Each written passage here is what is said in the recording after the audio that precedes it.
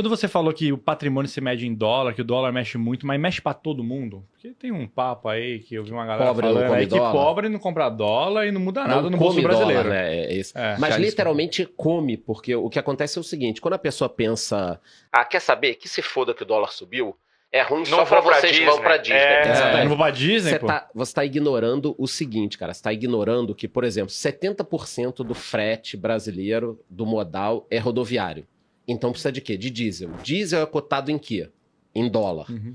Soja, milho, café, cara, tudo cotado em dólar, commodities. Então, assim, no final das contas, o preço é todo em dólares. Vai tudo ser indexado. E se a pessoa ainda não entendeu isso, imagina que você é um produtor de frango. Aí, sei lá, produz o frango, vende bonitinho e tal. O dólar disparou. Você vai preferir vender seu frango para os Estados Unidos, para a Arábia Saudita, para a China e ganhar em dólar?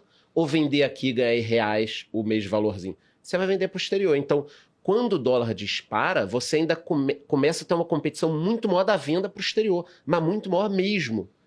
Tudo bem, no final das contas, para o país acaba entrando dólares e tal. Uhum. Mas para a pessoa de baixa renda, a alta do dólar, muitas vezes, é muito pior do que para o rico.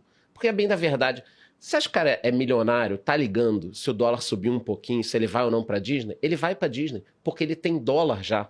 Na realidade, para o cara que tem muito dinheiro, ele não tá pensando, pô, que merda, o dólar subiu, eu não vou para Disney. Ele tá pensando o seguinte, pô, que bom que o dólar subiu, tem dólar lá fora, agora que eu vou mesmo para Disney, até para movimentar um pouquinho o meu dinheiro que tá lá fora, varrer um pouquinho a casa que tá em Orlando, tem que consertar o telhado, eu tenho também uma lanchinha em Miami.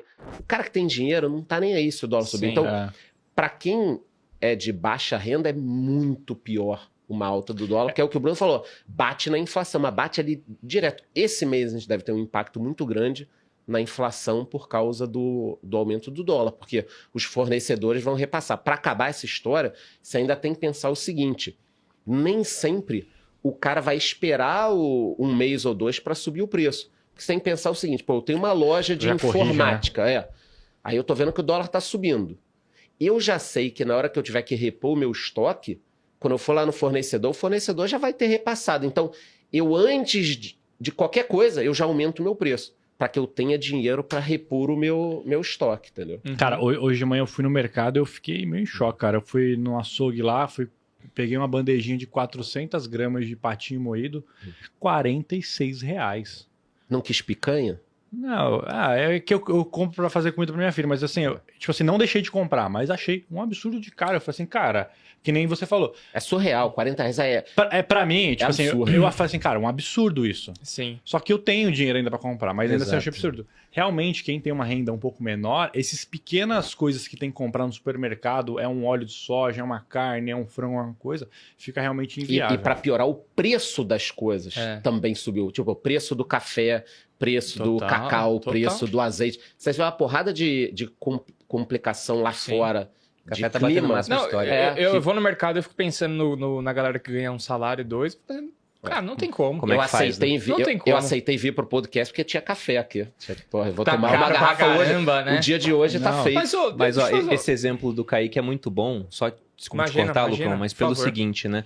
Quando você tem os preços no mercado subindo 20%, isso tranquilamente acontece com IPCA de 5%. E eu vou te falar, eu lembro que há 6 meses atrás eu comprava esse mesmo patinho moído por uns 26, 30 reais no máximo. Quase que dobrou. No máximo, no máximo. E aí, o que acontece, né? O pessoal fala, pô, a inflação não corresponde à subida dos preços por brasileiro. E não corresponde, porque a inflação ela é uma média, né, calculada para famílias que ganham entre 1 e 40 salários mínimos, ou seja, com cestas de consumo muito diferentes, num país de proporções continentais. E o que acontece é que na inflação, essa média é sempre menos volátil do que os componentes da média. Então o patinho subiu 80%, o iogurte subiu 20%. Só que tem preço de itens que caem, porque o pessoal não quer consumir, que puxam a inflação para baixo. Só que o ponto foi o que o Kaique falou. Olha, a carne subiu, mas você não deixou de comprar. Então, quando o preço no mercado sobe, o rico ele continua comprando, porque o que ele consome comparado ao que ele tem de patrimônio investido é muito pouco. E geralmente ele tem patrimônio fora do Brasil. Então, quando o dólar sobe, o patrimônio que está fora também se reajusta. A classe média já sofre mais, porque consome mais da sua renda.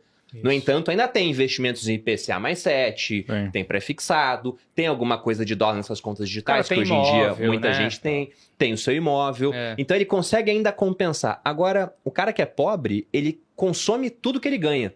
Então, quando o preço sobe, aí ele vai ter que trocar a carne pelo frango, ou o frango pelo macarrão e deixar de comer proteína naquela semana. Aí terrível, né? Sim, é isso mesmo.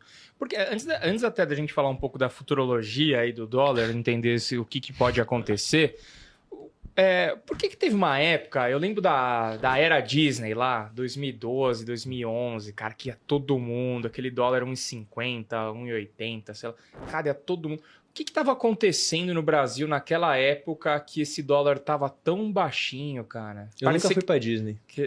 Você não era ricão nessa época, né? Eu sou rico há pouco tempo. Você me lembra as pessoas 2011, 2012, né? Sou rico há pouco tempo. Cara, essa época que você tá falando, 2011... Você sabe que época que é essa, cara, né? Qualquer pessoa viajava. 2011 eu fui menos pra eu, Disney. Gil Perini. E tava putaço porque paguei 1,60 no dólar e tava achando assim, pô, tá muito caro. Absurdo, pô, né? Era Esse assim, euro a era o fim do 2,40 mundo. não dá. Mas o que aconteceu? O Brasil, mesmo ali um pouco depois da crise de 2008, o Brasil teve um crescimento. 2010, se eu não me engano, foi 7,5% o crescimento do PIB. Aquela foto icônica lá do Isso, petróleo isso. lá? Mas aí foi as custas de você botar um endividamento na população, cagar toda a economia que depois estourou na era Dilma. Mas o Brasil cresceu muito. Os americanos estavam com problema na economia, se recuperando da crise de 2008.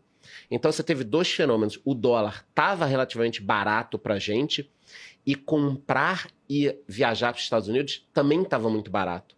Então você teve o fenômeno das pessoas que iam fazer enxoval de bebê. Enxoval em Miami. Você ia comprar enxoval em roupa. Miami. Cara, você viajava com a mochila, com a roupa do corpo, e lá comprava 2 malas, roupa.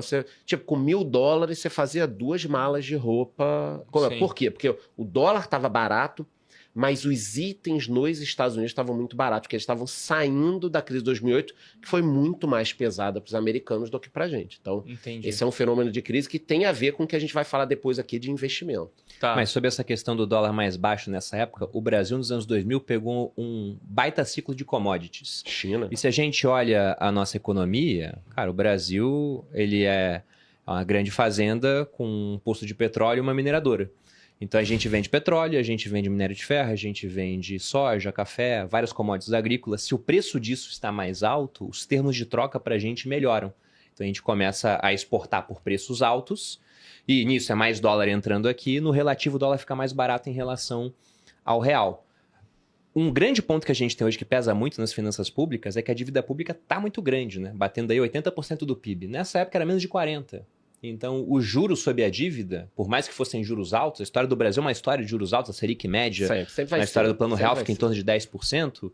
Mesmo assim, como o volume da dívida era mais baixo, a gente gastava menos com isso. E se a gente pega agora, nesse último ano, a gente fechou com um déficit de mais ou menos 1,1 trilhão. Disso, um pouquinho mais de 800 bilhões são juros da dívida. Então, o déficit realmente que o governo ele gastou mais do que arrecadou foi na ordem de 0,5% do PIB. Só que com uma sinalização muito ruim, né? Falando, olha, a gente vai continuar ampliando o gasto, porque o arcabouço fiscal ele faz isso, ele deixa o gasto crescer de maneira real. Então o mercado já vai precificando que, com tudo isso de gasto, com juros altos, né? Esse juro alto vai frear a economia em algum momento. Então o crescimento não deve ser igual ao último que a gente teve agora. Mas é uma diferença principalmente no fato de que o que a gente vendia tinha preço alto, agora o preço não está tão alto assim. A nossa dívida era muito mais baixa, agora a nossa dívida é altíssima. Inclusive, comparando com países emergentes, ela fica bem acima da média. Isso acaba pesando e bate no câmbio. A primeira coisa a reagir é o câmbio, porque é aquilo que a gente tem menos controle. Né? Então, mas a gente, voltando agora para o presente, a gente não vai ver uma queda desse dólar, né? Acho que a tendência é a gente... A gente pode ver uma queda do dólar. Se você pergunta para mim qual o preço do dólar esse ano no final do ano, não tem a mínima ideia, cara. E acho que o Charles também não vai querer cravar um número aqui, porque a maneira mais fácil de perder... Não, eu acho que vai ficar entre 3,58. Mais ou menos. Boa. Mas óbvio que pode, né? Pode surpreender ainda, né? Com 3% de Não dá para saber. banda.